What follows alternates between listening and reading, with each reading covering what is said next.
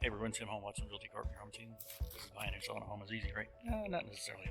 So I'm over here in Lennar, in Amelia Island area of Amelia Walk. It's in between Amelia Island and Yulee area. We're going to go take a look at the Medallion. This one is not a completed home, but at least you can kind of get the idea of what it is. For more information, please contact us. So let's go take a look at it.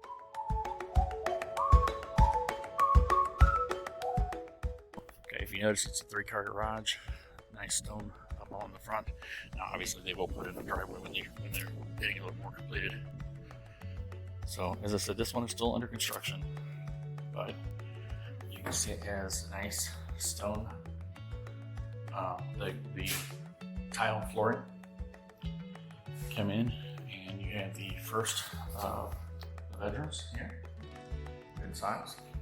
You have a full bathroom, a nice shower, and tub combo. Corian countertop. Another really good sized bedroom here.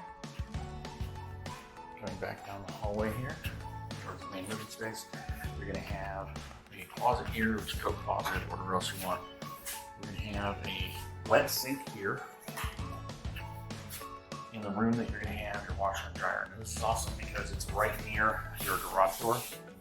So as you end up coming in, you'll be able to come in the car, whatever hot day at work or out playing or whatever else you want.